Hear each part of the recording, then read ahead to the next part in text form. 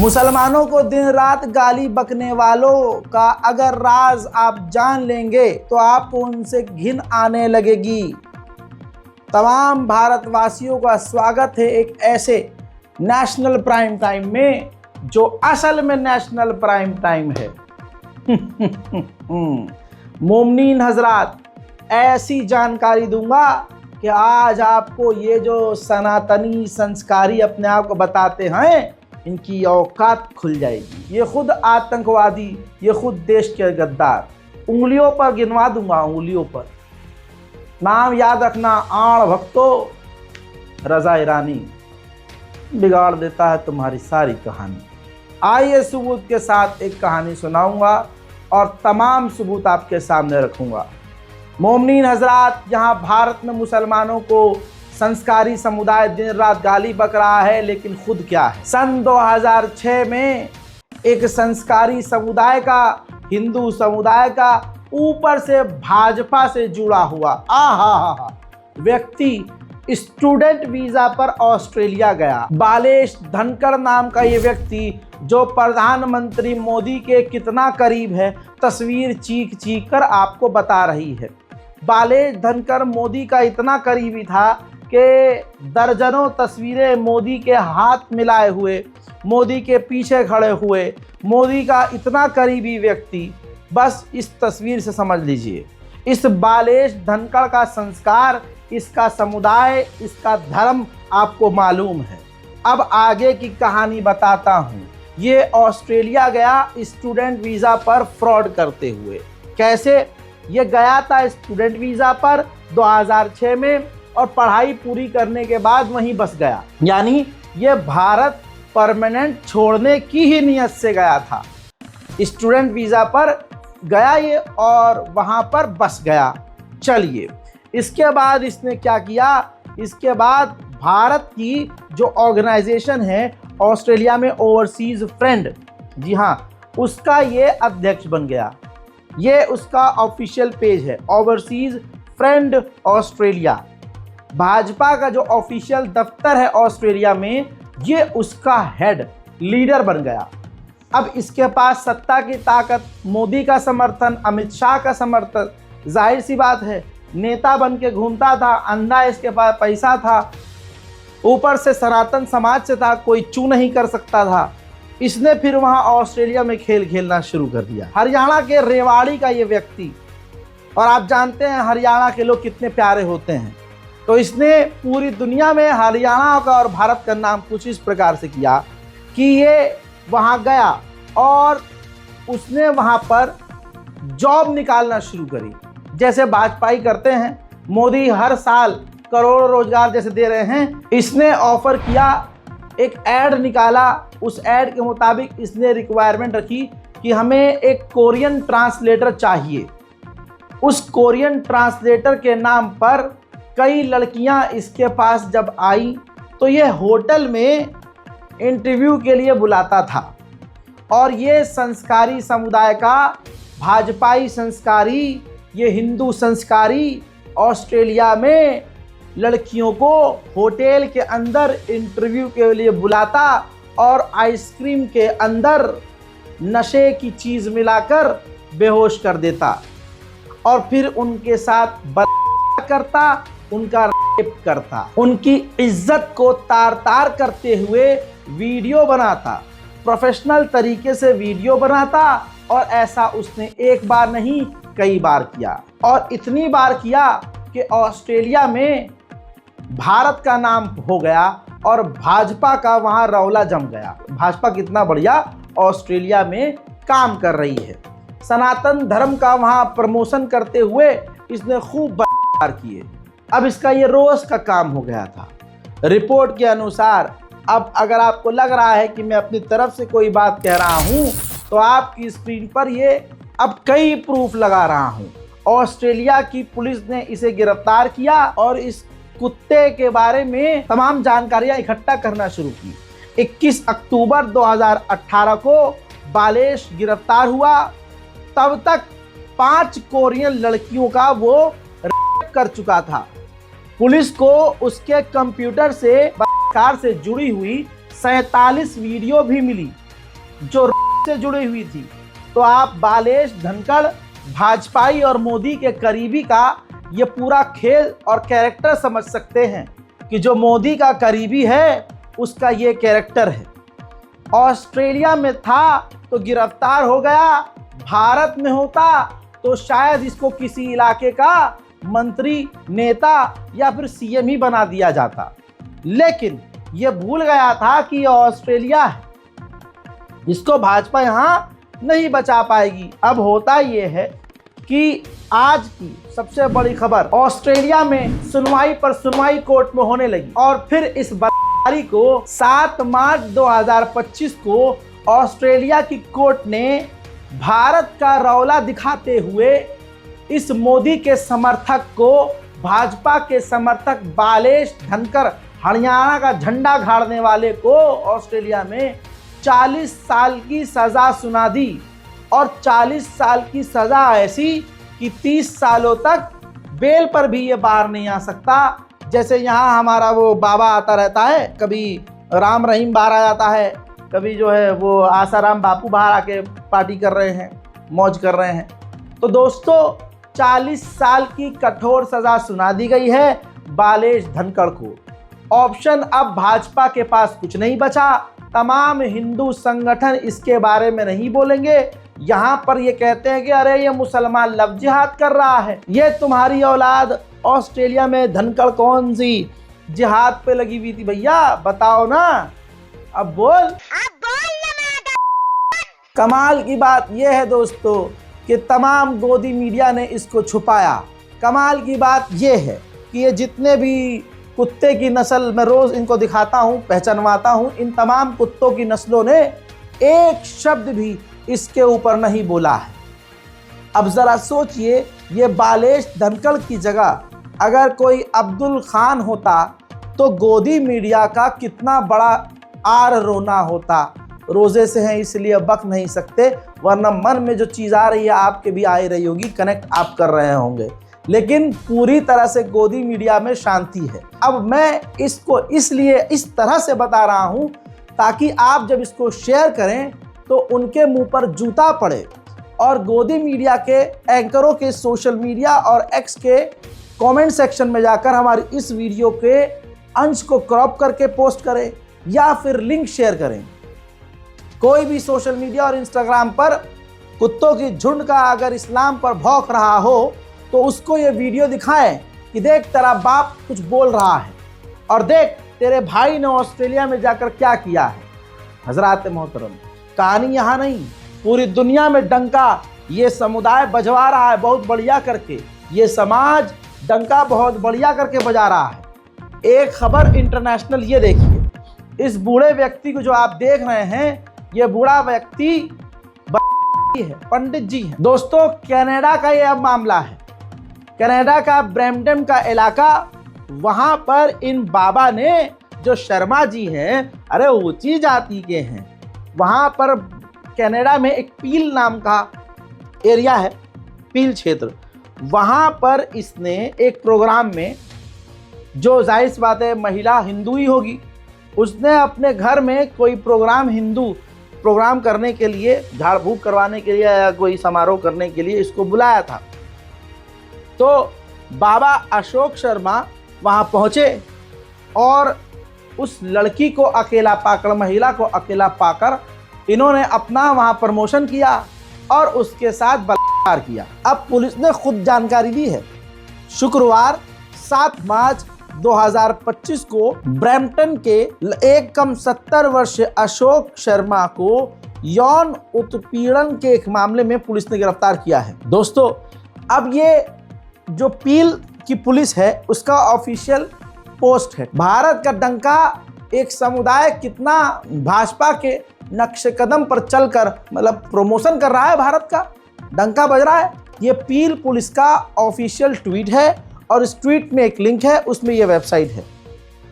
ये कनाडा की official police की वेबसाइट है जिसके अंदर भारत के इस पंडित जी का, शर्मा जी का पूरा कांड लिखा हुआ है। और पील पुलिस ने कनाडा के पील के इलाके और दूसरे इलाकों में ये अपील की है कि अगर इस बाबा ने आपको भी इस तरह का घर में घुसकर आशीर्वाद दिया है जिसे यौन उत्पीड़न कहा जाएगा, तो आप हमें फील टू फ्री कॉल कीजिए, टेंशन फ्री, और फिर हमें आपका सहयोग इसके खिलाफ इन्वेस्टिगेशन में मिल जाएगा।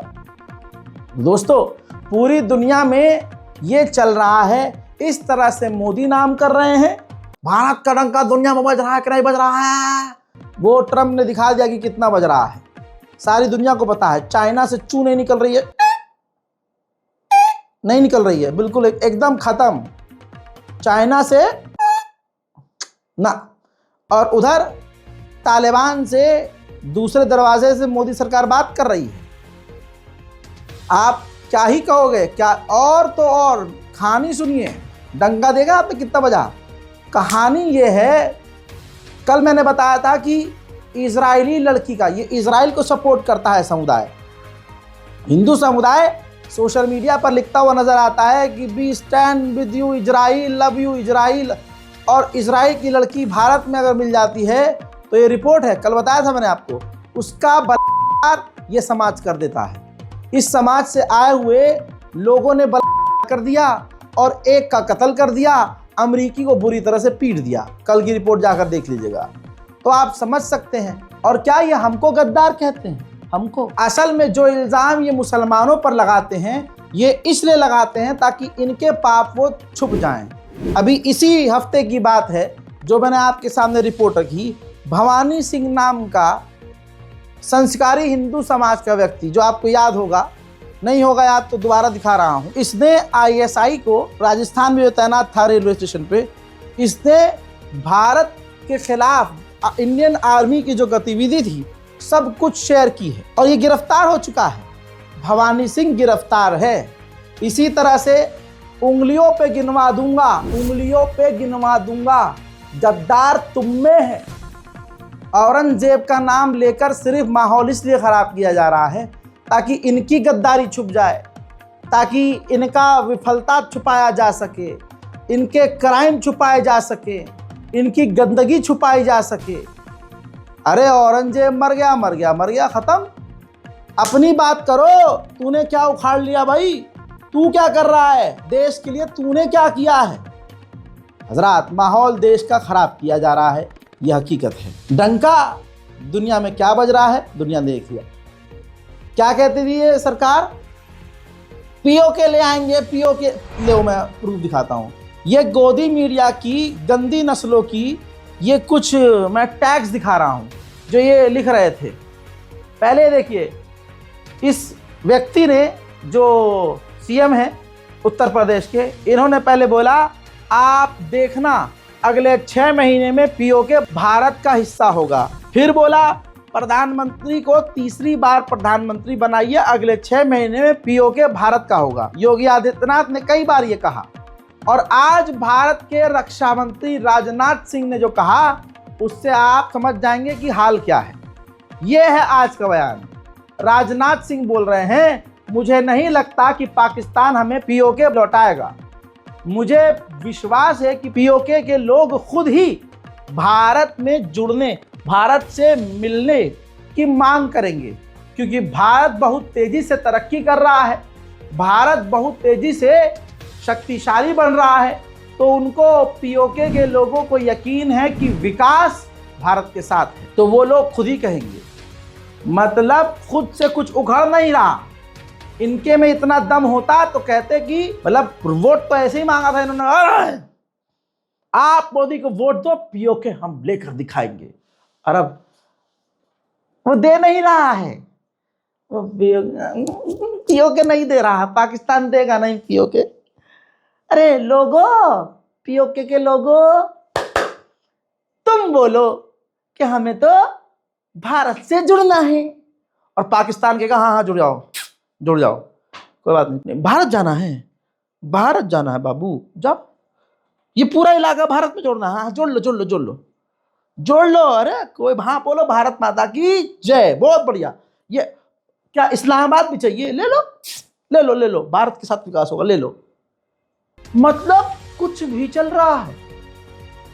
देख लिया, ये है भाजपा की असलियत। हमारा रक्षा मंत्री कह रहा है वो दे नहीं रहे भाई, वो दे नहीं रहे, पाकिस्तान पीओके नहीं देगा। तो तुम्हें क्या लग रहा था, जनता तुमसे ये एक्सपेक्ट कर रही है कि तुम जाके कहोगे भाई साहब ये यार ये जमीन जो है इस पे देखो हमारा हक है, ये हमारी जमीन है, इस पे तुमने कब्जा किया हुआ है, ये हमें दे दो, दे दो, दे दो, प्लीज दे दो, दे दो यार, दे दो।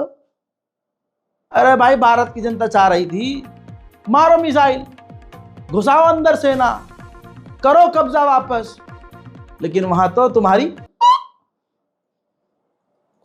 नहीं निकलती है। वहां तो वो सारा जोर और वो सारी मुसलमानों पर लगाना है। मुसलमान मस्जिद से अजान न दे सके, मुसलमान सड़क पर नमाज न पढ़े, और मुसलमान इफ्तार ना कर सके, इफ्तार ना हो रहे, इफ्तारी कर ली उन्होंने, खुले में इफ्तारी कर ली, अरे मोरी मैया, अरे मोरी मैया इफ्तारी कर ली इन्होंने, अरे चक्कर आ गए, इफ्तारी कर ली, खुले में इफ्तारी, खुले में। आपको ओवर लग रहा होगा, अगर ये ओवर है तो अब सुनो ओवर किसे कहते हैं। हरिद्वार में ऋषिकुल नाम की एक यूनिवर्सिटी है, वहां पर 8-10 मुसलमान जो छात्र हैं उन्होंने कहा कि इफ्तार करेंगे साथ में, इफ्तार पार्टी।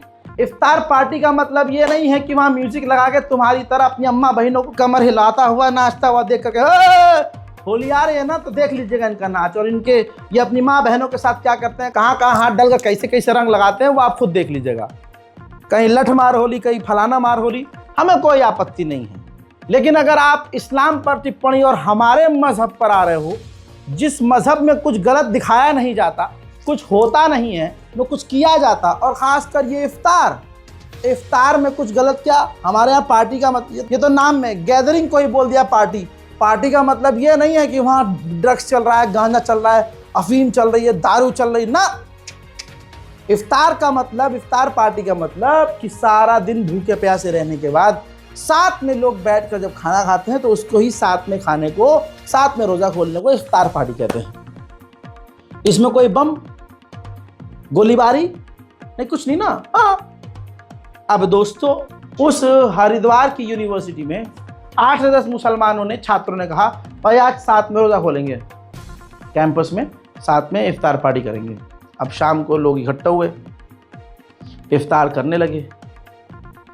वहाँ के हिंदू संगठन, देखिए हिंदू अलग, और जो हिंदू संगठन है, जो एक दल है जिसके अंदर बहुत तकलीफ है, बहुत पीड़ा है और बहुत डरपोक दल है, बजरंग दल, जिसको बोलिए ना भाई, अरे भाई जिसको खाने से डर लग जाए, उसने कंप्लेन करी भाई इनकी आत्मा ऊपर से नीचे, मुसलमान अगर मुंह में एक कचौरी रखे तो इनकी आत्मा पीछे से बाहर निकल जाती है, और कचौरी खा ली मुसलमान ने मुंह से।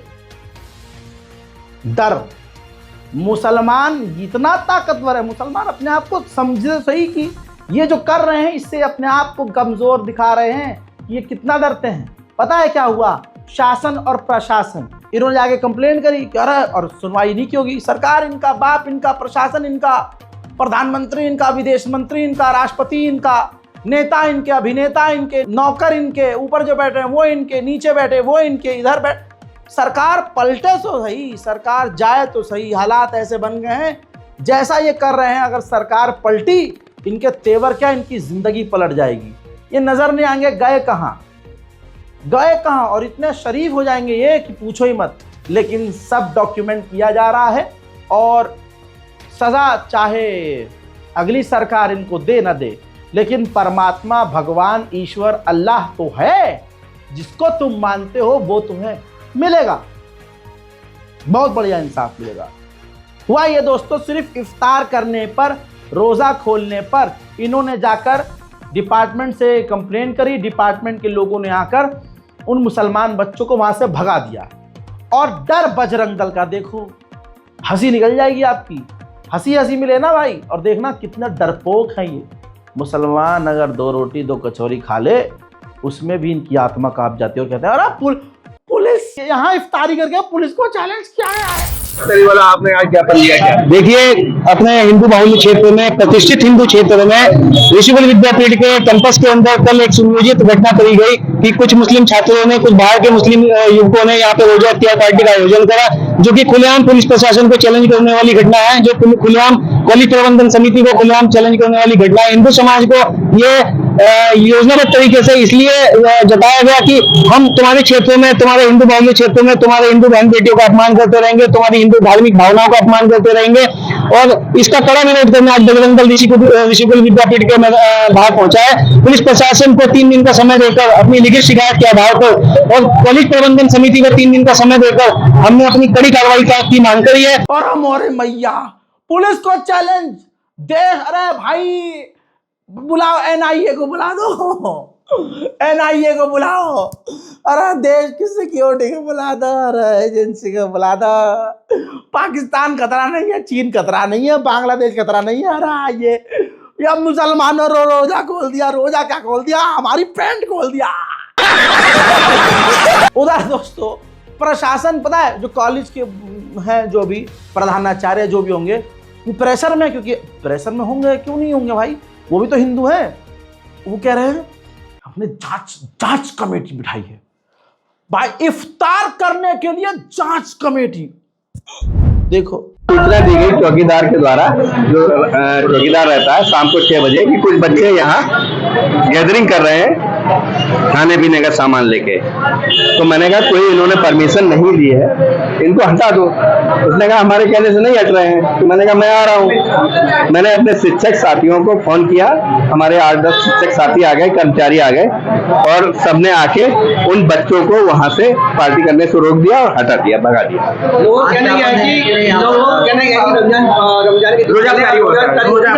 देखिए क्या था ये तो मैं नहीं कह सकता, क्योंकि गेट टुगेदर बच्चे कर सकते हैं, कुछ भी कर सकते हैं, तो उसमें कोई कमेंट नहीं करूँगा। क्या कर रहे थे, रोजा अफ्तारी कर रहे थे, क्या गेट टुगेदर कर रहे थे? अभी गेम्स खत्म हुए हैं हमारे यहाँ के, बच्चे गेट टुगेदर भी कर सकते हैं। खाने का सामान क्या क्या रखा? खाने का सामान मैंने ऐसा कुछ नहीं देखा, पैकेट में बल्कि बच्चे कोई जांच कर रहा है। हाँ, एक जांच समिति बना रहे हैं। जांच समिति हम अपने टीचर्स की जांच समिति बना के उसकी जांच करेंगे, क्या घटना हुई है और कैसे हुई है। हाँ, उसी संबंध में आपको बता रहे हैं। बजरंग दल वाले कह रहे हैं कि भाई इसकी जांच कराइए, उसी संबंध में हम भी कोशिश कर रहे हैं कि इस तरह की घटना दोबारा ना हो और जांच करवाएंगे इसकी। वो लोग कमाल, ये मुसलमान इफ्तार पार्टी नहीं कर सकता, इफ्तार नहीं कर सकता, लेकिन उनको अलीगढ़ मुस्लिम यूनिवर्सिटी में होली खेलनी है, और किसी ने मना भी नहीं किया यूनिवर्सिटी एएमयू में होली खेलने को। लेकिन क्योंकि विवाद करना है, होली पे दंगा करना है, सारे इन्होंने हमको खेलने से मना कर दिया, हमको होली खेलने से मना कर दिया एएमयू ने, हमको होली खेलना, हम तो खेलेंगे, हम तो खेलेंगे। अबे खेलो, मना कौन कर रहा है? लेकिन तुम मुस्लिम यूनिवर्सिटी में होली खेल सकते हो, लेकिन उस यूनिवर्सिटी में जहां मुसलमान भी पढ़ रहा है वहां मुसलमान रोजा नहीं खोल सकता, है ना? दोगली बातें। अलीगढ़ मुस्लिम यूनिवर्सिटी में पहले भी होली खेली जाती रही है भाई, मैंने अपने ऑफिस में देखी होली, मैंने जहां जहां अब तक काम किया वहां भाई कोई सामने से आकर होली लगा रहा है तो भाई हम वो ईद मना रहे हैं, हम होली मना रहे हैं। पहले की बात अलग थी, अब जब तुम्हें ईद नहीं मनानी है हमारे साथ तो हम होली क्यों मनाएं तुम्हारे साथ? अब तो भाई जैसों को तैसे वाली नीति है भाई, सीधी बात। अब एएमयू ने बताया सारा बवाल होने के बाद कि आज तक किसी ने परमिशन नहीं मांगी, लेकिन जो लोग खेलते थे हम मना नहीं करते थे। पहली बार परमिशन मांगी गई है कि भाई हमें प्रोग्राम करना है, होली के दिन का हमें प्रोग्राम, मतलब जबरदस्ती ओठरा खोजने वाला, अबे खेलना है खेलो, लेकिन नहीं, हमको प्रोग्राम करना है। और वो भी ज़्यादा लोग नहीं गए थे, 4-5 स्टूडेंट ने जो कि गंदे दल से जुड़े हुए होते हैं, उन्होंने लिखित में जो है परमिशन मांगी, प्रशासन ने नहीं दी। भाई काय बात की परमिशन है, खेलना है खेलो, लिए क्या तुम्हें प्रोग्राम ही करना है, प्रोग्राम करना है। पिछवाड़े में दम है तो भाई मैं ये बात कह रहा हूँ, पिछवाड़े में दम है तो भाई जाओ क्लब बुक करो, पूरे क्लब में करो पार्टी, लगाओ डीजे भाई, कोई पार्क बुक करो उस पर करो खूब पार्टी, सरकार को भी फायदा हो, फीस भरो। लेकिन नहीं, बस मुसलमान नाम का इस्तेमाल करके अपने आप को हाईलाइट करना है। सुनिए, ये एएमयू के ऑफिशियल हैं। वो कुछ लड़कों ने 3-4-5 लड़कों ने साइन करके हमको दिया था, और वो लेटर जो है वाइस चांसलर को एड्रेस किया था, और उसमें उन्होंने होली से संबंधित एक विशेष आयोजन के लिए एक विशेष जगह की मांग की थी। यूनिवर्सिटी ने उस पर गौर करने के बाद में ये फैसला लिया कि चूंकि इससे पहले कभी ऐसी कोई अनुमति नहीं मांगी गई, न दी गई है, लिहाजा कोई नई चीज हम करने से गुरेज करें। लिहाजा इसी संबंध में यूनिवर्सिटी ने यह फैसला लिया कि हम ऐसी अनुमति के पक्ष में नहीं। और जहां तक के रह गया यूनिवर्सिटी में होली की बात, होली तो हमेशा से होती आ रही है और स्टूडेंट्स अपने हिसाब से अपनी अपनी जगह पर, अपने हॉस्टल्स में, अपने कमरों पर, अपने डिपार्टमेंट्स में मनाते हैं, पूरे हर्षोल्लास के साथ मनाते हैं। हजरात, ये हाल है। इस रिपोर्ट को शेयर कीजिए, दुआओं में याद रखिए। जय हिंद।